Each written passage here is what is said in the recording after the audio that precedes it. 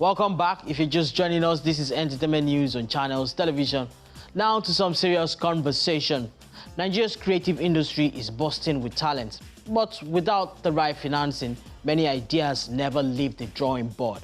At the maiden edition of a Creative Powerhouse Summit tagged financing as a catalyst for a thriving creative economy, leaders, innovators, and investors come together to explore how funding can unlock the sector's true potential. Enjoy highlights from that event in this next report. Action speaks louder than words. Just one thing, just one step, and the crowd is yours. You people should rest. In a nation where creativity is currency, the challenge isn't talent, it's turning vision into value. At the QED.ng Creative Powerhouse Summit, industry leaders gather to tackle one question: can financing be the catalyst for a thriving creative economy?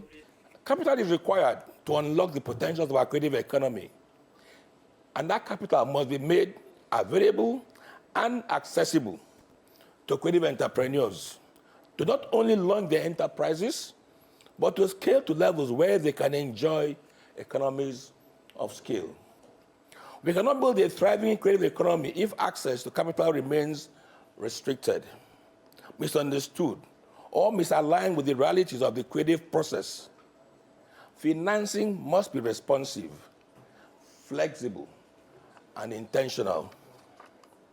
It must be designed not merely to support consumption, but to enable production, distribution, and protection of the creative output.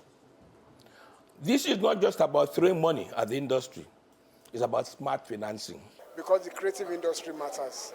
It's an industry that has been projected to give Nigeria so much. It's already giving the country so much.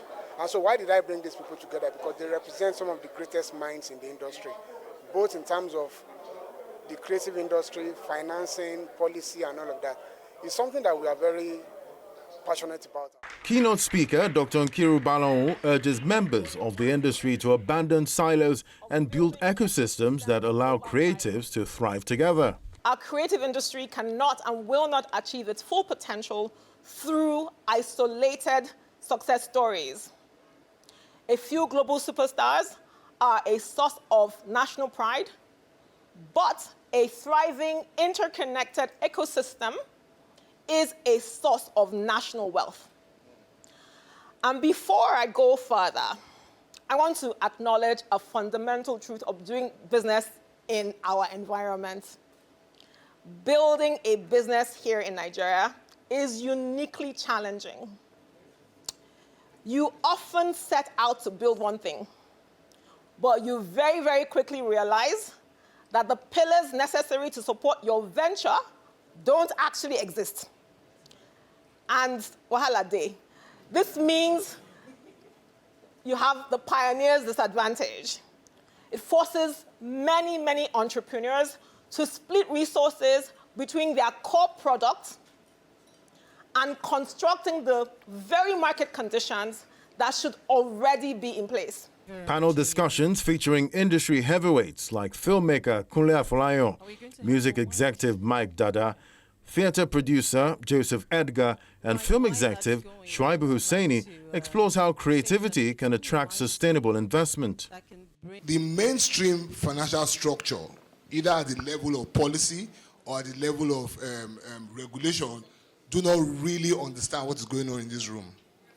Do you get? So that's why they can't really capture some of these things. So what they just do is to just chase after you guys. So they can actually see the money is floating. Do you get? But you do not have what it takes, do you get me now, to pull it down. You can't, for the life of me, say that an organization, an industry that is creating the kind of labor, the kind of workforce that it is creating nationwide and globally is contributing only 1%. Basically, you can't see the funds, you don't know how to track it, you don't know how to collect it. There's positive data in Nigeria because we don't have the right infrastructure to harness the data correctly. I remember, I think it was 2013, 2012, thereabout, when Okonjo-Iweala was the Minister of Finance. They rebased Nigerian economy. and Nigeria became the biggest economy in Africa. And it was said it was because of the creative industry at 3.3%. So the question now is that what has happened since then to now that has reduced? If you're having a production, you have almost 10 departments, about 10 departments when a film production is going on. You have caterers, who handles, it takes like 10% of the entire fund, or if not more. You have the hotels, they take like a chunk of the money. You have a craft and, hairstylist and makeup people, fashion design, a lot of hands. And I'm sure, if not everybody, some of these people still remit taxes and all that to government. So I'm not sure if they're only looking at the box office figures or they're really looking at, other areas. There are, the East is a completely different sector.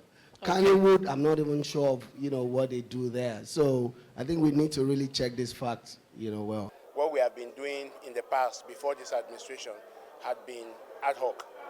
And now there's an administration that says, okay, we need to put down policies, we need to put down structures that will allow sustainability, not just in terms of finance, but in terms of infrastructure development, especially for the industry. Because like I mentioned at this QED event, I said we can give all the monies to make productions, but if you don't have the outlets to sell them, there's a problem. From powerful insights to hard-hitting realities, the QED.ng Creative Powerhouse Summit leaves one thing undeniable. Africa's creative economy has the talent, the vision, and the stories. What it needs now is the capital to match.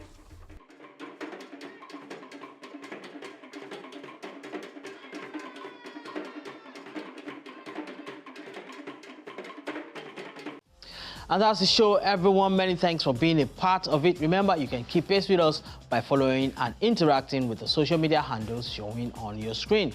Many thanks again for watching. My name is Abidemi Dairo, and I'll see you again next time.